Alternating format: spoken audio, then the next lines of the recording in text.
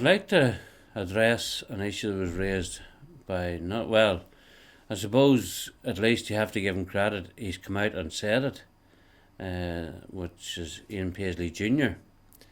But I want to address this whole thing about people saying that we have to put the past behind us.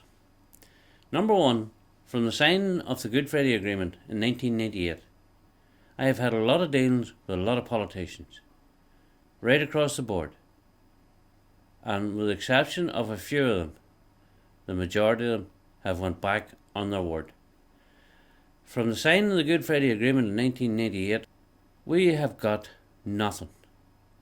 We have paid the ultimate price for peace, for defending this community down through 35 years of terrorism. And we are the people who are being criticised for holding up the peace process. We're not holding up no peace process.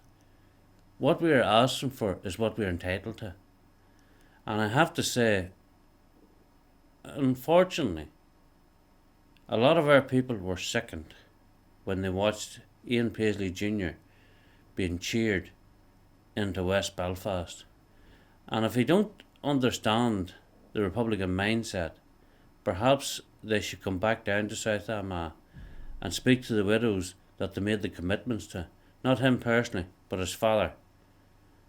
When they were butchering us down here, when they told us that we had to keep sort of a stiff upper lip and we had to stand our ground, which we did do. A lot of men and women that were murdered, not only in South Armagh and Fermanagh and Tyrone, and indeed in parts of Belfast as well, but I can only talk mostly about the area that I know. They told us we had to stand our ground, and we did stand our ground. And indeed, when somebody in our family was murdered, somebody else took up the mantle and joined the security forces, and in some cases they were murdered as well. Now, we did that because we believed in what was right and what was wrong, and we believed that we needed to defend our community. Not because Ian Paisley told us so, or any other politician told us so. But there's widows who I've been talking to that seen Ian Paisley going into West Belfast and being cheered louder than what Gerry Adams was, who are saying to me, Wally, it was his father who come into our home and told us they would do everything to bring these people to account. But that was bad enough. But Ian Junior says we must forget about the past, and that people are only holding up Northern Ireland because they want to remember the past. Well, could I say this to Ian? Ian, obviously you have never lost anybody close to you. You've never had to live in fear of your life. You've had guards on your home most of your life. You were guarded by the police, and so was your father. We weren't. The only people we could rely on to guard us was ourselves. And indeed, neighbour guarded neighbour on different nights. That's how we lived, and that's how we still live. But the police station up the road here, where the workmen are working in, the police have to escort them in and out of it.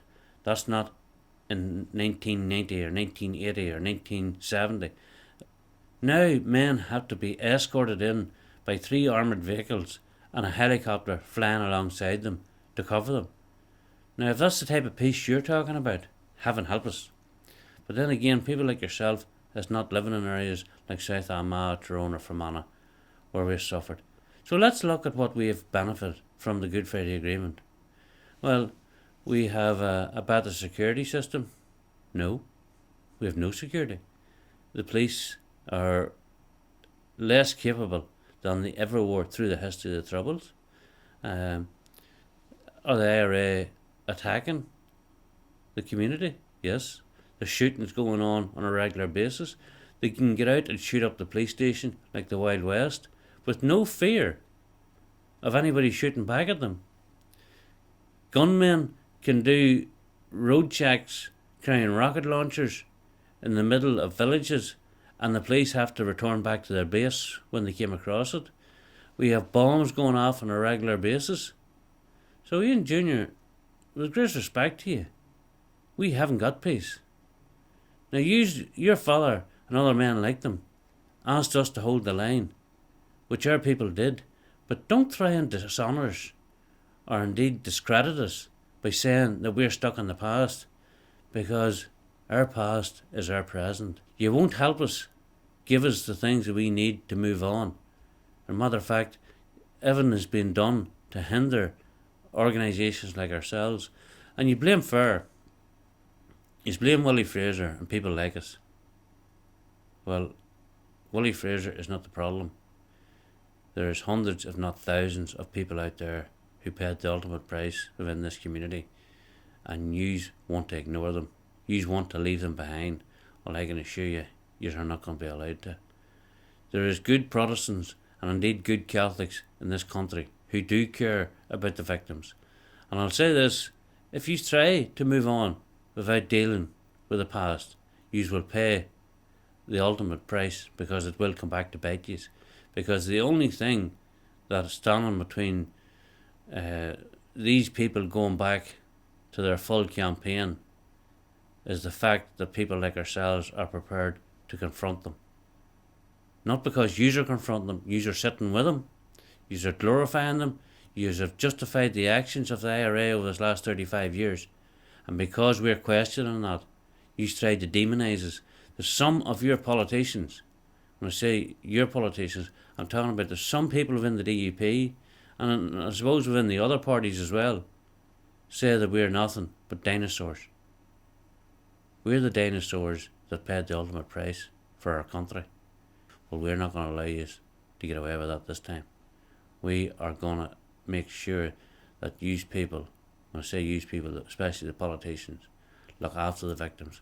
Because you can claim all you want about what you put into the victim sector, but I will have a debate with the whole lot of yous.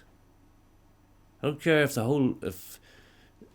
the DUP and the Unionist Party and the SDLP, or indeed their IRA comrades, are sitting with them. We will debate what you have done for the victims, because it is very, very little.